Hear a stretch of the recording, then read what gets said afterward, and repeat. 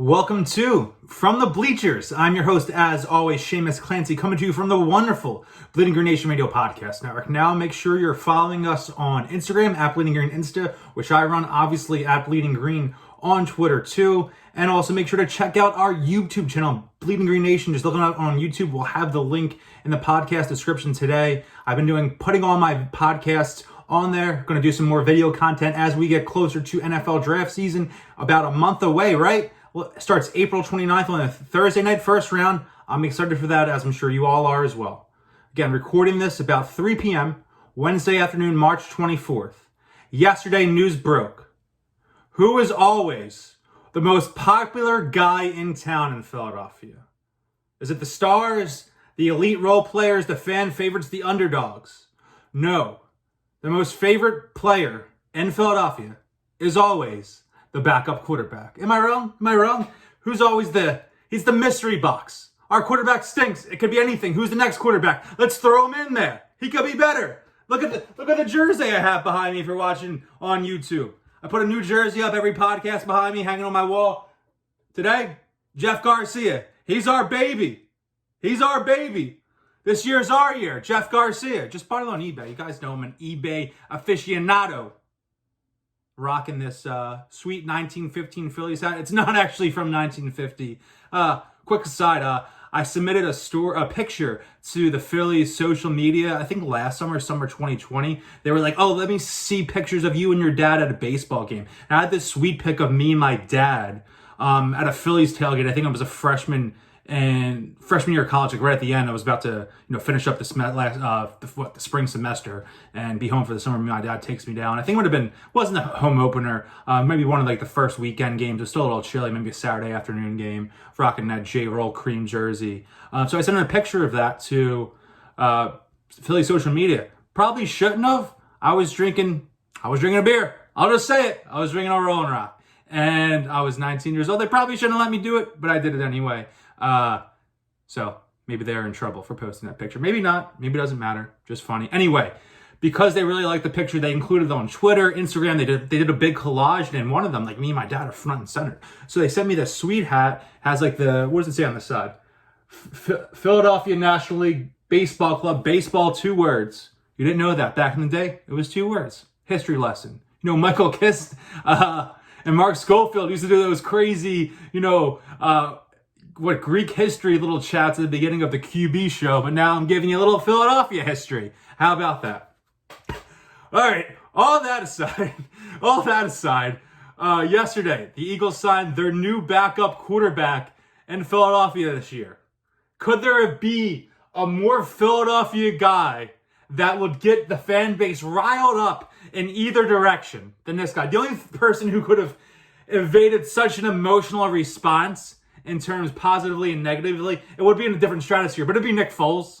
If Nick Foles came back, people would be losing their minds, both positively and negatively. People who want him, barking down Jalen Hurts' neck, don't want to be taking his job from being the starting quarterback. And people would be saying, Nick Foles, he's the man who led us to the promised land, won, 4 playoff games in Philadelphia, 4-2, finished his playoff career in Philadelphia. That one loss, bookended by losses to the Saints. How about that? And Joe Flacco, former Super Bowl MVP in his own right. He is one of only 4 players in Eagles history to have won the Super Bowl MVP at some point. Richard Dent, Nick Foles, Mark Rypien. I believe those are the 4 players. I saw Ruben Frank, co-worker of mine, NBC Sports Philadelphia. People forget I have a part-time job there. I'm a, media maestro power couple thing going on with my girlfriend, taking over Philadelphia. But Flacco is now in town in Philadelphia, and it's kind of hilarious.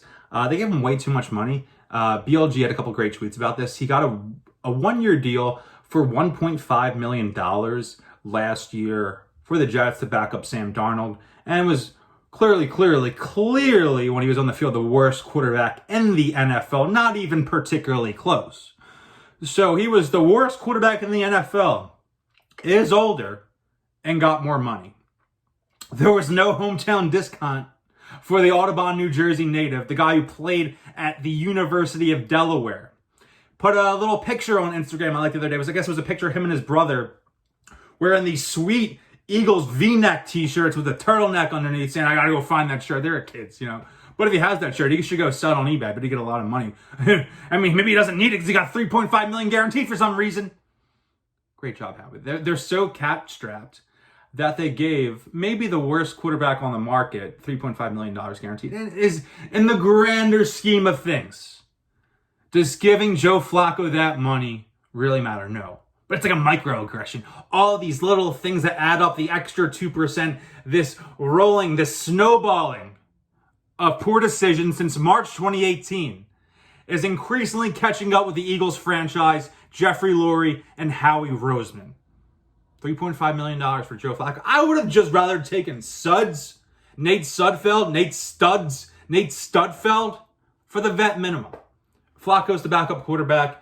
If you're looking for, the Eagles to make a move for a Justin Fields or Trey Lance, I think this minimizes the degree, and you're thinking signing Joe Flacco shouldn't have any effect on how their draft board plays out, and I would agree with that, but it seems like the structure here is that they're getting Jalen Hurts, they're getting a clear-cut backup quarterback in Flacco, a veteran guy. I will talk about the veteran aspect with Flacco for a second. That kind of rubs me the wrong way, and again, I will talk about it, and I will complain about it, and it seems like they'll probably draft a guy, on day 3, Clayton Thorson 2.0, the next Sudfeld, get a guy undrafted free agent, maybe steal someone off a practice squad come September like they did with Sudfeld back in 2017.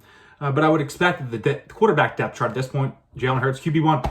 My QB, Jalen Hurts, QB1, baby. And then Joey Flacco. Sounds like he's from South Philly.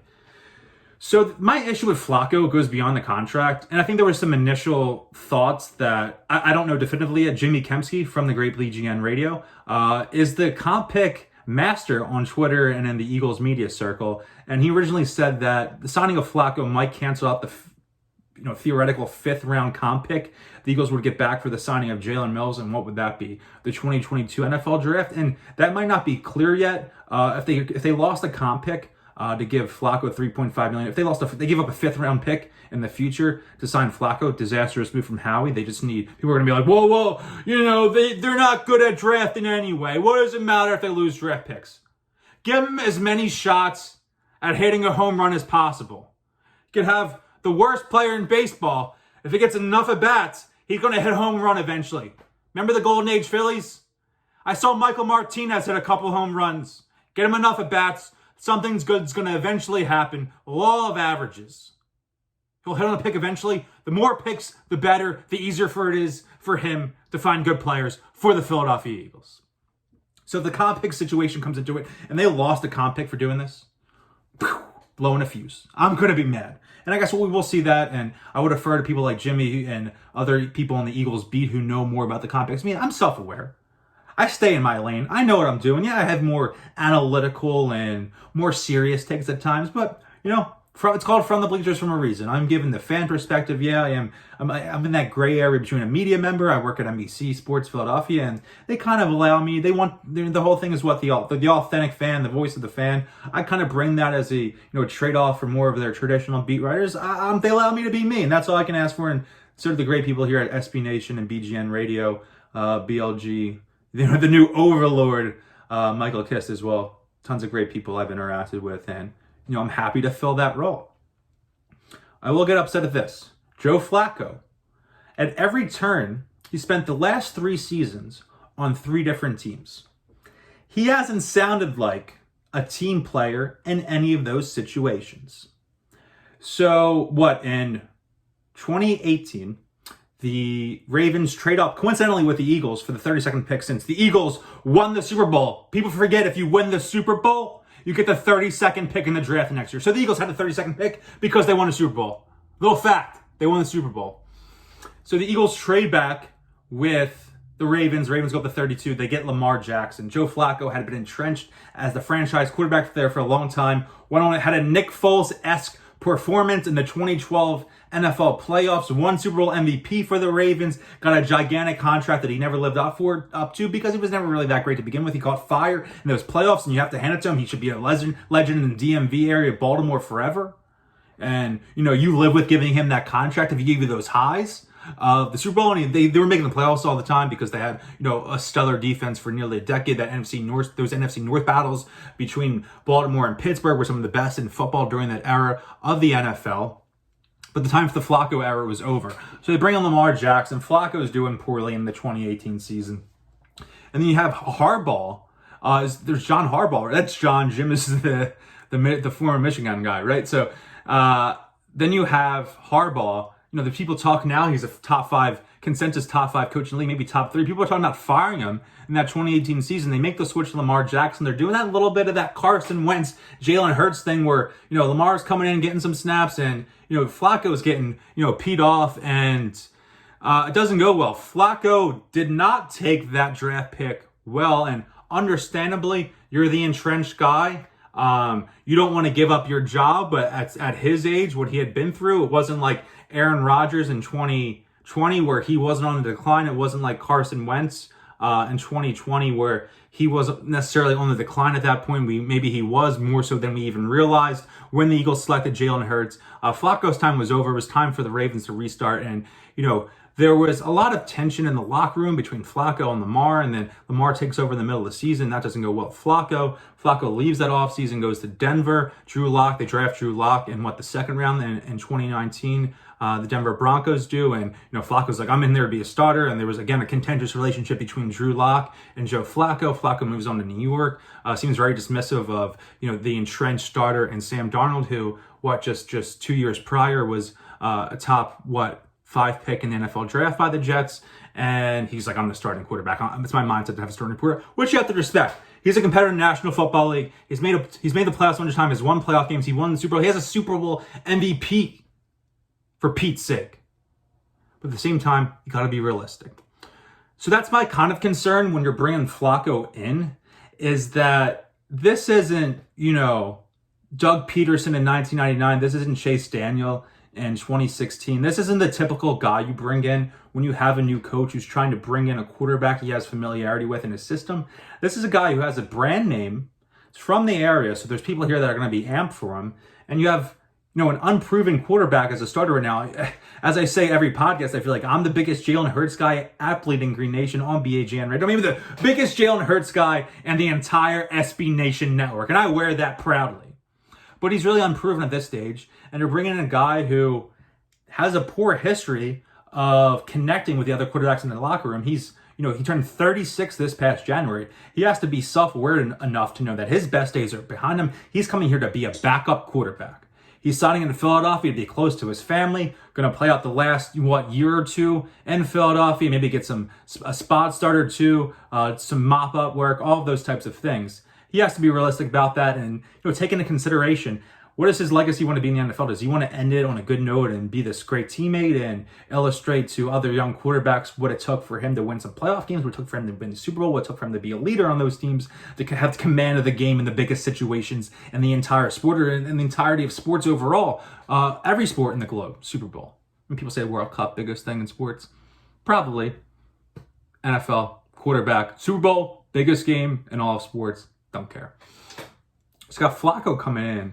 And, that makes me nervous. And it just seems like people are saying, well, they brought in Flacco because he's not a guy who people are going to clamor for to start if things aren't going super well with Jalen Hurts at first. This is a bad team around him. We'll see what they do in the draft. If they landed Jamar Chase, if the offensive line is healthy, maybe they could turn into a top 15 offense. I don't think that's totally out of the cards if you get that kind of that breakout season from Dallas Goedert, Miles Sanders stays healthy to get a little bit of a leap from Jalen Reagor and or Travis Fulgham, and you throw a Jamar Chase or Devonta Smith in the mix. That can be a good team, especially if Jalen Hurts has taken that sophomore year leap that I believe he can, and I'm sure people within the Eagles organization believe they can. They have Brian Johnson at quarterback, someone who's known him his whole life. I think they're putting Hurts in a position to succeed if they get a top receiver with that 6th pick in the draft, or they trade down and still get their guy. But at the same time, if they start off 1-3, 1-4.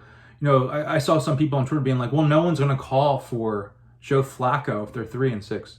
Are you kidding me? What city do you live in that you think if the starting quarterback is struggling, they're not going to call for the backup? If Nate Sudfeld was the backup, they'd be calling for him, let alone a guy who's from the area, from here, end quotes, from here, air quotes, capital F, capital H, from here. So people love him off the bat because he's that. Nice Italian fellow from South Jersey. Mamma mia. Probably has, goes home for Sunday gravy on the Eagles bye week, has a wonderful meal. Respect. I wish I could go there with you, post-vaccine, obviously, and have a delicious pasta dinner. So he's from the area. He has a lot of brand name cachet. Everyone knows who Joe Flacco is across the NFL, and especially in this area, as I illustrated, he's from the area, had a lot of success at Delaware, has that great Italian last name that people here would love. My fellow South Philadelphians will surely eat that up.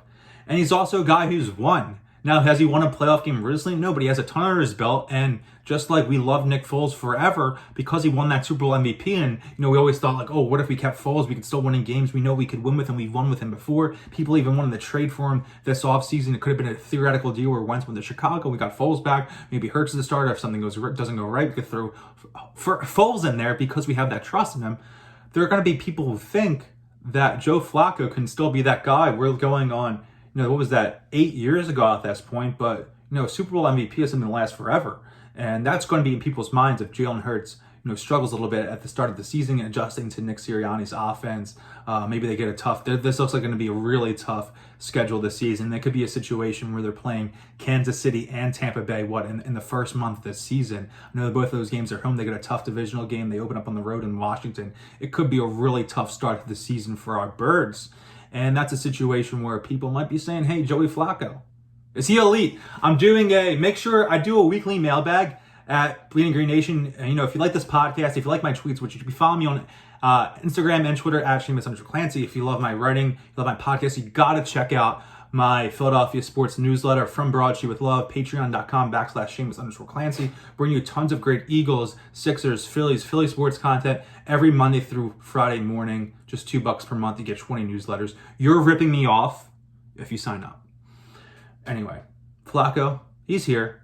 I don't love it. I would have taken Suds, used that money. Otherwise, they're so cap strapped that they're using $3.5 million guaranteed on a guy who was like the worst quarterback in the NFL last year, who doesn't seem to have a good relationship with the other quarterbacks in the quarterback room. It's this over tall thing. The Eagles need to add talent to the quarterback room. We're all about cultivating talent in our quarterback room. They don't want to say quarterback factory anymore, a phrase that will live in infamy and Philadelphia Eagles lore.